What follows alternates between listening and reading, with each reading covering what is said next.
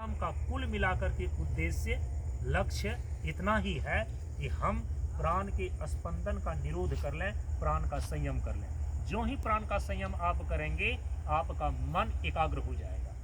मन में एकाग्रता की क्षमता प्राण निग्रह से आती है। इंद्रियों में संयम की क्षमता प्राण निग्रह से आती है। जिन्होंने प्राण निग्रह नहीं किया है ना, जबरदस्ती इंद्रियों को रोक करके कब तक आप बैठे रहेंगे? मन को मार करके आप कब तक बैठे रहेंगे? इसीलिए विधि क्या है? प्राण का निग्रह करो कि इंद्रिय निग्रह और मनोनिग्रह, इंद्रिय जय और मनोजय, ये दोनों सिद्धियां प्राप्त हो जाएगी। इसीलिए हम प्राणायाम करते हैं। प्राणायाम अब वो इतना सूक्ष्म तत्व है, जल से पतला ज्ञान है, ज्ञान से पतला ध्यान, और ध्यान से पतला प्राण है। इतना सोचिए, प्राण तत्व वो जीवन तत्व सूक्ष्म है। लेकिन उस प्राण के द्वारा जो चीजें हमारे शरीर में चल रही है, कई चीजें चल रही है। आपका हृदय का धड़कन प्राण के कारण से चल रहा है। आपके शरीर में जो रक्त का संचार हो रहा है प्राण के कारण से हो रहा है। आपकी जो श्वासें चल रही है प्राण के कारण से चल रही है। तो हृदय के धड़कन को तो ठीक ढंग से आप पकड़ नहीं सकते, सुन भी नहीं सकते। शरीर में जो नस नाड़ियाँ चल रही है वे प्राण ही चला रहे हैं, लेकिन इसको भी आप सही ढंग से अनुभव नहीं कर पाते। तो प्राण की जो सबसे स्थूलतम अभिव्यक्ति है ना, वो आपकी नासिका में आती जाती श्वास है। इसलिए श्वास की सवारी करके सूक्ष्म प्राण तक आप पहुंच सकते हैं। इसलिए प्राण का संयम करने का विधिवत तरीका यही है कि पहले श्वास को, जो आती जाती श्वास है, उसको संयमित किया जाए। क्योंकि ये श्वास चल रहा है प्राण के, वायु ही प्राण है। परंतु गुरुदेव ने क्या कहा? वायु ही प्राण है। वायु क्या है? जिंदगी क्या है? श्वास का घर है। श्वास क्या है? चलती हवा भर है। जो दोनों नासिका छिद्रों से जो हवा और वायु अंदर जा रही है, बाहर हो रही है, इसको श्वास प्रश्वास कहते हैं। ये इसी के द्वारा सूक्ष्म प्राण का संयम किया जा सकता है। क्योंकि आपके पकड़ में प्राण की जितनी भी अभिव्यक्तियां हैं, उसमें सबसे सरलतम और सबसे स्थूलतम अभिव्यक्ति आपकी आती जाती श्वास है। यदि आती जाती श्वास को आप संयमित कर लेते हैं, नियमित कर लेते हैं, तो धीरे धीरे प्राण का संयम होने लगेगा। जैसे जैसे प्राण का संयम होगा तो प्राण में जो कंपन है ना, प्राण की गति में जो उथल पुथल है ना, प्राण में जो स्पंदन अनियमित रूप से हो रहा है ना, वो निरोध होने लगेगा। जैसे जैसे प्राण स्थिर होता है, प्राण का स्पंदन निरुद्ध होता है, वैसे वैसे आप देखेंगे कि इंद्रिय निग्रह और मनोनिग्रह की क्षमता बढ़ती चली जाती है। और जब तक मनोनिग्रह नहीं होगा, मन एकाग्र नहीं होगा, आप ध्यान की गहराई में उतर ही नहीं सकते। इसीलिए विधि यही है कि पहले एक स्थिर करके अन्नमय कोश को साध करके, उसके भीतर जो प्राणमय कोश है उसके लिए प्राणायाम, तो प्राण का संयम करके अब उसके भीतर जो कोश मन है, तब मन का निग्रह कर सकेंगे। यदि प्राण का संयम नहीं हुआ तो चाहे वह लाख चेष्टा कर ले, मनोनिग्रह नहीं कर पाएगा। क्योंकि मनोमय कोश के पहले प्राणमय कोश है। जब तक प्राणमय कोश को साधेंगे नहीं तो आप मनोमय कोश में जा नहीं सकते। यदि मन आपका एकाग्र हो गया ना, तो थोड़ा थोड़ा थोड़ा थोड़ा यदि किसी चीज पर मन ठहरता है तो उसको बोलते हैं धारणा। अब के लिए बहुत सारी चीज़ों का आलंबन लिया जाता है। कभी हम सूरज का लेते हैं, कभी चांद का लेते हैं, कभी तारे का लेते हैं। अभी आपको सीधे से यदि कहा जाए कि प्रकाश की अनुभूति कीजिए, तो आप बताइए प्रकाश की अनुभूति कैसे करेंगे आप? परम प्रकाश रूप दिन राति, नहीं चाहिए कछु घृत या बाती। जिस प्रकाश को जलने में किसी तेल और बत्ती की आवश्यकता नहीं पड़ती है, उस प्रकाश का तो आप अनुभव नहीं कर सकते अभी ना, कि कर लेंगे? नहीं कर पाएंगे। तो लेकिन प्रकाश की वृत्ति बनाने के लिए आपको प्रकाश की धारणा करनी पड़ेगी ना। और धारणा विज्ञान ये कहता है कि जिस चीज को आप मन के द्वारा सोच सकते हैं, जिस चीज को बुद्धि के द्वारा पकड़ सकते हैं, पहले उसी पर धारणा कीजिए। तो प्रकाश की वृत्ति यदि बनानी है, प्रकाश की अनुभूति यदि करनी है, क्योंकि जिस प्रकार की वृत्ति होती है उसी प्रकार की अनुभूति होती है, और जिस प्रकार की अनुभूति होती है उसी प्रकार की स्थिति होती है। अब ये सब तो सूत्र है, ये सब सिद्धांत है। जैसी वृत्ति वैसी अनुभूति, जैसी अनुभूति जीव की वैसी स्थिति। ये तीन बातें, यदि ये तीन आप ये मर्म को यदि कि ध्यान में रख लिए ना, तो समझे कि बहुत बड़ा आपको काम बन जाएगा। जैसी वृत्ति वैसी अनुभूति, जैसी अनुभूति वैसी ही स्थिति होती है। आप प्रकाश में स्थित होना चाहते हैं तो प्रकाश की अनुभूति करनी होगी। प्रकाश की अनुभूति करना चाहते हैं तो प्रकाश की वृत्ति बनानी पड़ेगी। प्रकाश की वृत्ति बनाने के लिए प्रकाश पिंड की धारणा करनी पड़ेगी। इसीलिए हम सूरज चांद तारे की धारणा करते हैं। अच्छा, तो ये हो गया धारणा। लेकिन धारणा के पहले क्या है? प्रत्याहार। प्रत्याहार किसको कहते हैं? अब ये मन जो है ना, अपनी वासना के कारण से अलग अलग विषयों की ओर दौड़ते रहता है। आप बार बार सोचते हैं कि एक निश्चित चीज पर, एक निश्चित जगह पर अपने मन को, अपने बुद्धि को लगाएं, लेकिन वहां से वो भाग जाएगा, वहां से फिसल जाएगा। तो वो जो वहां से भागने की कोशिश करता है, फिसलने की कोशिश करता है मन, उसको बार बार समझा बुझा करके लौटाने की प्रक्रिया प्रत्याहार कहलाता है। प्रति आहार, आहरण, आहरण का मतलब होता है ग्रहण करना, और प्रति का मतलब होता है उल्टा। वो आहरण नहीं कर रहा है, ठहर नहीं रहा है, वहां से उल्टा वो भाग रहा है। तो उसको बार बार उसको उल्टा करके लाना, जो अन्य अतिरिक्त विषयों को ग्रहण करने के लिए, आहरण करने के लिए जा रहा है, उसको वहां से लौटा लेना प्रतिहार कहलाता है। तो बार बार मन को लौटाना और अपने लक्ष्यनिष्ठ बिंदु पर उसको धरने का कोशिश करना प्रत्याहार है। और जो लक्ष्यनिष्ठ बिंदु है, लक्ष्यनिष्ठ आलंबन है, उस पर जितना देर तक मन ठहरता है उतने समय की धारणा कहलाती है। और आपको ये विज्ञान, ये रहस्य मैंने आपको बता दिया कि जैसी वृत्ति वैसी अनुभूति, जैसी अनुभूति वैसी ही स्थिति बनती है ना। इसीलिए यदि आपने प्रकाश का आलंबन लेकर के प्रकाश की अनुभूति करना शुरू कर दिया ना, तो प्रकाश में आपकी स्थिति होने लगेगी। ये है ध्यान, और ध्यान की गहरी अवस्था का नाम ही अंत में है समाधि।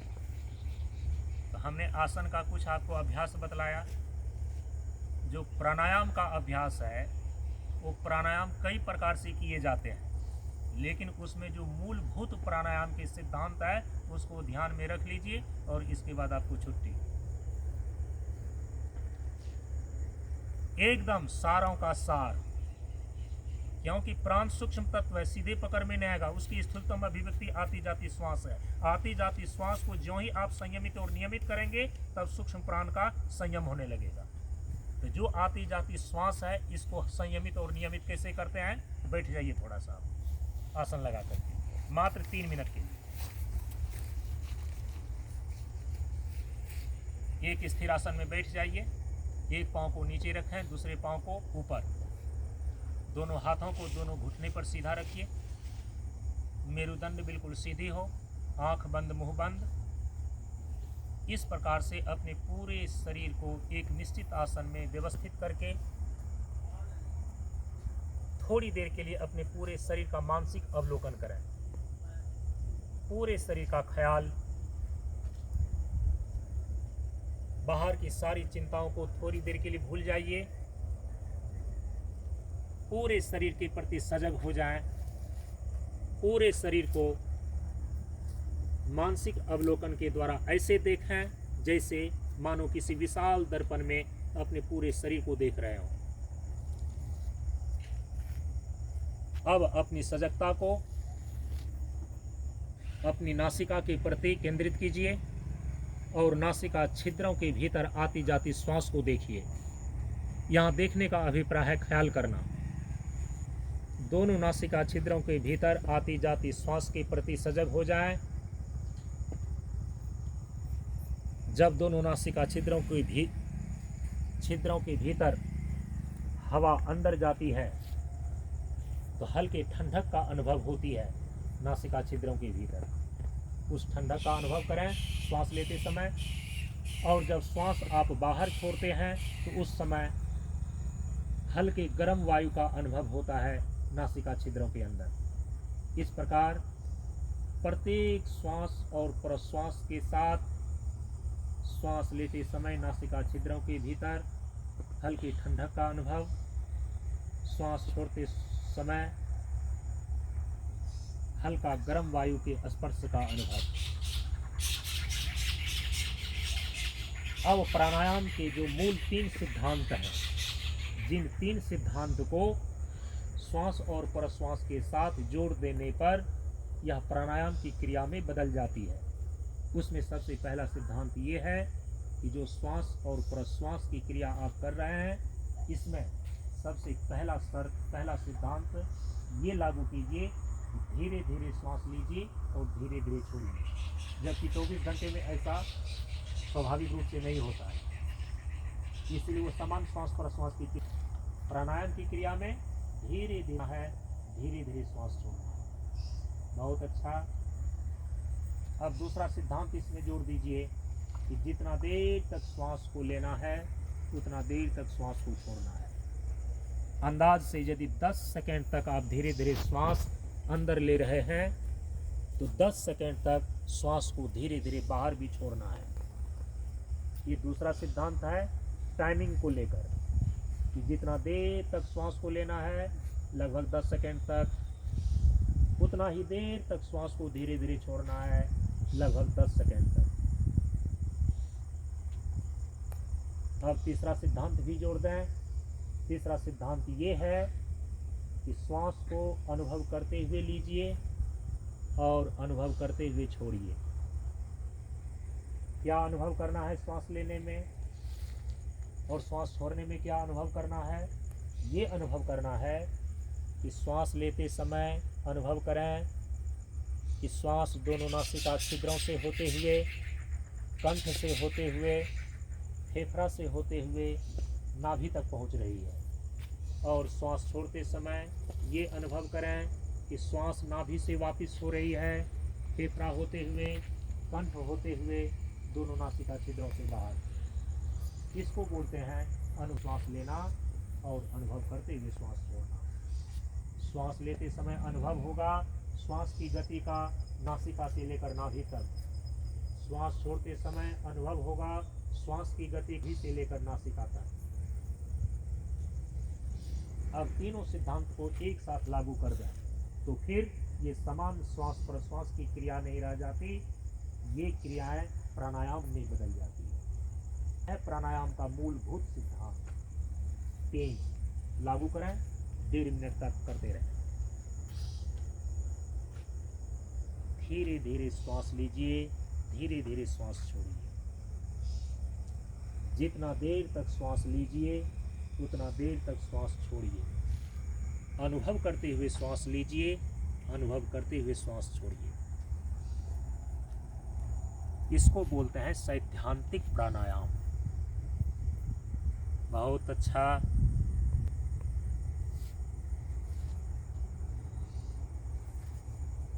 मात्र 1.5 मिनट तक।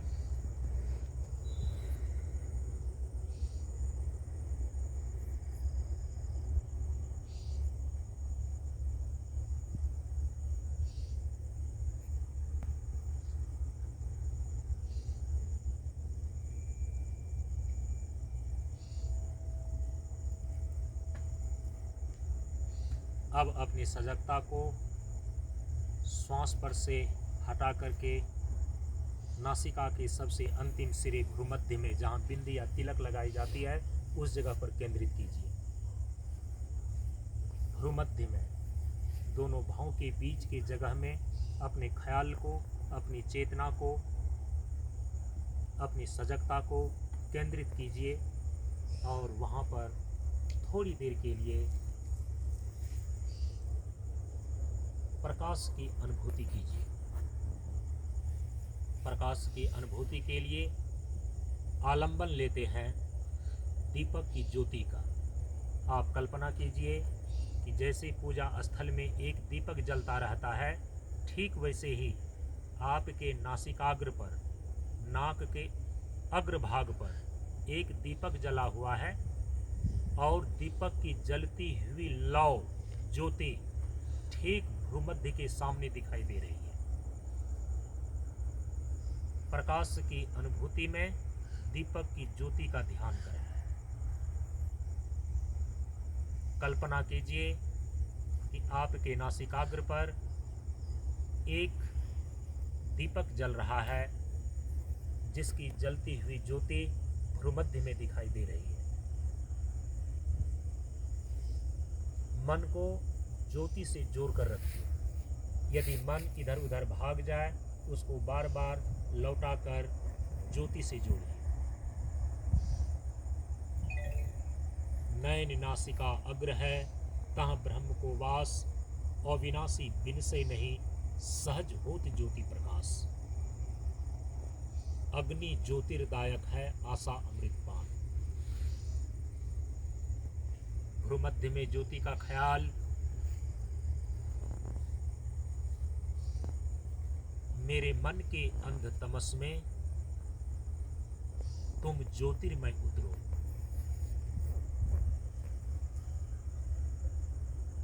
बहुत अच्छा। सारे लोग प्रयासरत हैं।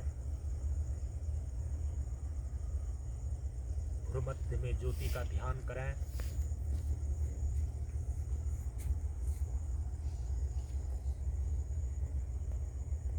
और मात्र 1 मिनट पूरी सजगता के साथ, मात्र 1 मिनट और।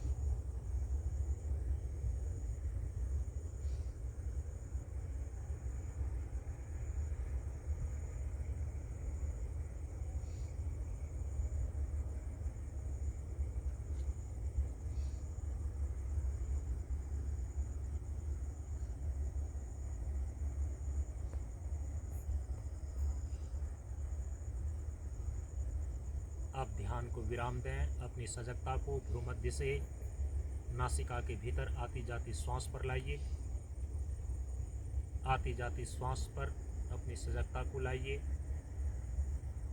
और श्वास पर से अपनी सजगता को अब अपने पूरे शरीर पर लाइए। पूरे शरीर के प्रति सजग। अब दोनों हाथ की हथेलियों को आपस में 2-4 बार रगड़िए। बंद आंख के ऊपर रखिए हथेली को, चेहरा गिरना नहीं चाहिए। हल्का हथेली का दबाव आंख के ऊपर दीजिए।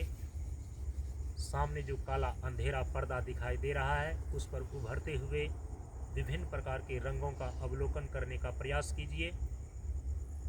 अब हथेली को सामने करके दृष्टि को खोलिए और सामान्य हो जाइए।